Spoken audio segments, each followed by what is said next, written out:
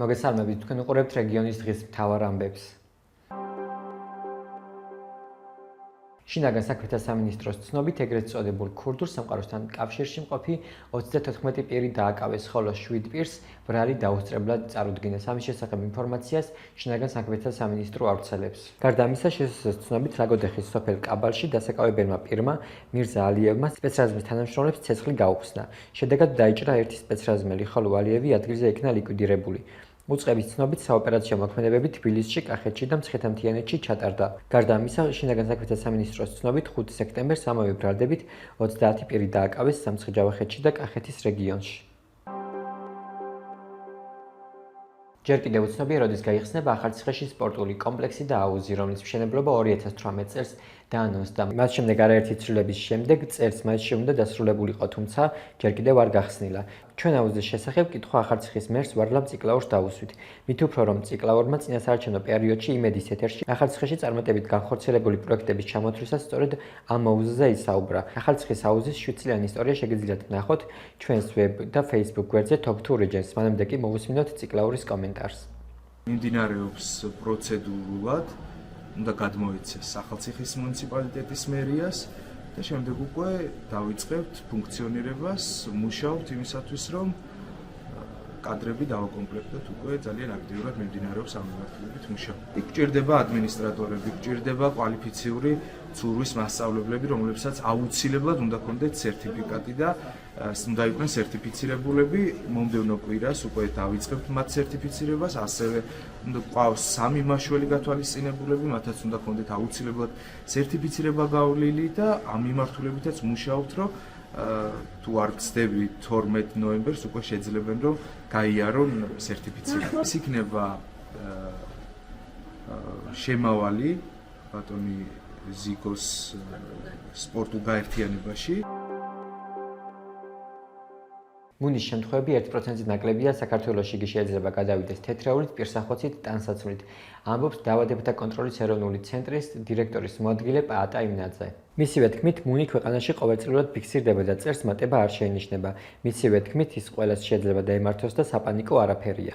ჩვენ საკითხით მას შემდეგ დავინტერესდით, რაც სოციალურ ქსელში მუნით ინფიცირების შესახებ პოსტები გავრცელდა.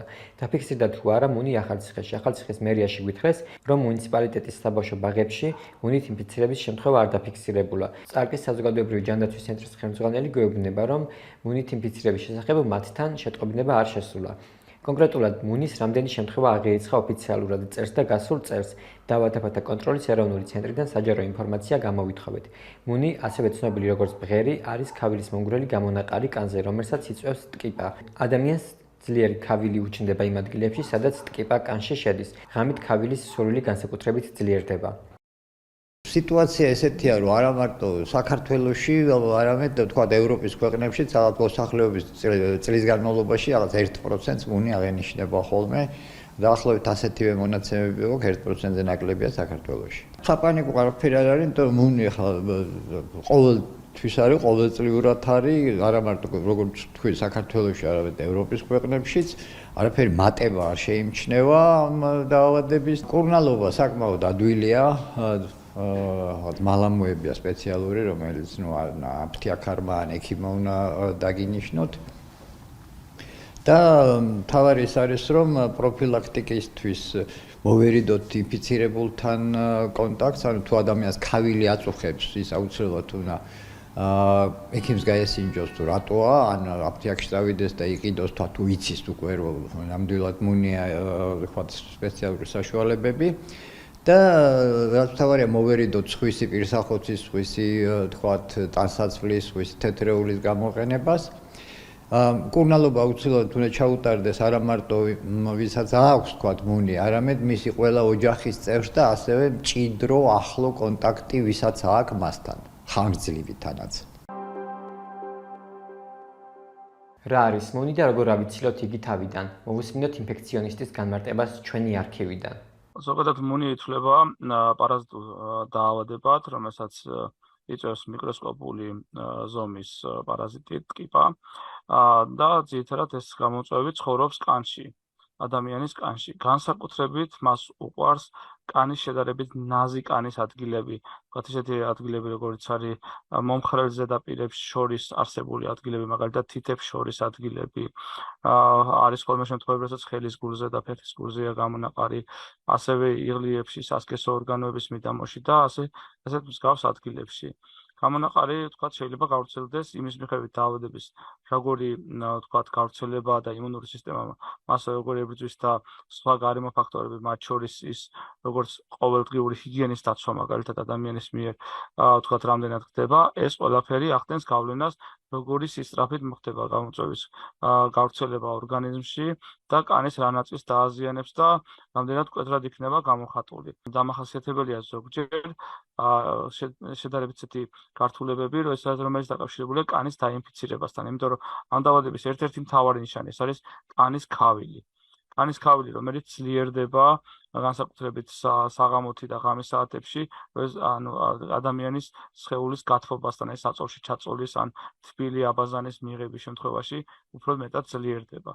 ზოგადად ეს ასეთი მსგავსი ინფექციები გადაეცემა, ეს ინფექცია უბრალოდ გადაეცემა უშუალოდ ინფიცირებულ ადამიანთან კონტაქტით, კანის მიერი კონტაქტით, მისი კონტაგიოზობა, ანუ გადაცემის ალბათობა არის საკმაოდ მაღალი, განსაკუთრებით იმ შემთხვევაში, თუ უშუალოდ ასეთ ადამიანთან მჭიდრო კონტაქტი გვაქვს მის კანთან, ან მის მიერ, ვთქვათ, უახლოეს პერიოდში გამოყენებულ სხვადასხვა ნივთთან, მათ შორის ტანისამოსთან, ავეჯთან და ვთქვათ, აი ასეთ შემთხვევაში ინფექციის გავრცელების რისკი არსებობს და შეიძლება ერთი ადამიანიდან მეორეზე გადავიდეს. ხშირად ხდება ხოლმე მოზარდთა ასაკში, სასკოლო და ბაღის ასაკებში უფრო ხშირია, თუმცა შეიძლება მოზრდილთა კონტინგენტშიც აღინიშნოს და მოზრდილ ადამიანებსაც შეიძლება განუვითარდეთ, იქ სადაც ვერ ხდება სათანადო დაცვა, ვთქვათ, ჰიგიენური ღონისძიებების, ან არის ინფიცირებული ადამიანი და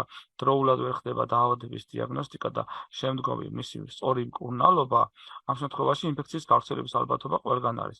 როგორც ოჯახში, ანუ ინფიცირებულის ოჯახში და მის ოჯახის წევრებზე, რომელიც ყველაზე ახლო კონტაქტებია ინფიცირებულისთვის, ასევე, ვთქვათ, საზოგადოებრივი სხვადასხვა თავშეყრის და ამ ადგილებში, მათ შორის, ვთქვათ, ეს იქნება თუნდაც სასწავლო დაწესებულებები და სხვა.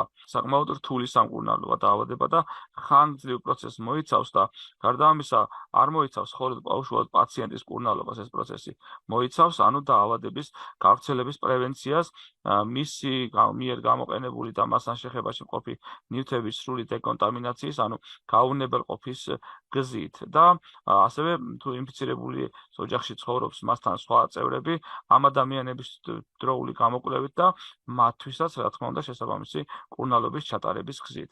სხვა შემთხვევაში, თქვათ, ადგილი შეიძლება ქონდეს არასრულად ნამკურნალებან განკურნებულ შემთხვევას და შესაბამისად ინფექცია შეიძლება გავრცელდეს. როგორც კი ეჭვი არის ამ დაავადებაზე, მთავარი რეკომენდაციებია, რომ დროულად იქნას მიყვანილი ადამიანის შესაბამის სპეციალისტთან და მოხდეს დიაგნოზის დასმა და დროულად და დაიწყოს და განუხრელად შესრულდეს ექიმის მიერ მიცემული რეკომენდაციები, რათა მოხდეს განკურნება, იმიტომ რომ ეს საკმაოდ რთულად სამკურნალო გარკვეულწილად დაავადებაა, თუ არასწორად ვიმკურნალეთ, ამ შემთხვევაში არის ალბათობა, რომ პროცესი გახანგრძლივდეს და შესაბამისად, თქვათ, უფრო გართულდეს მისი შემდგომი მკურნალობა. კონტაქტირებული პირები ექვემდებარებიან გარკვეულ მეთვალყურეობას, თქვათ, დაახლოებით 10-12 დღის განმავლობაში და თქვათ, თუ მათ არ აღინიშნებათ რაიმე გარკვეული, თქვათ, შესაბამისი ამ დაავადებისთვის დამახასიათებელი ნიშნები, შემდეგ შეიძლება ჩაითვალოს, რომ ინფექციის გავრცელება არ მოხდა. ეს იყო ჩვენს ხელთ არსებული დღევანდელი ბოლო ინფორმაცია. მეტი და დეტალური ინფორმაციისთვის ეწვიეთ ჩვენს ვებ და Facebook გვერდს Talk to Regions. გმადლობთ, რომ გვიყურებთ. დროებით.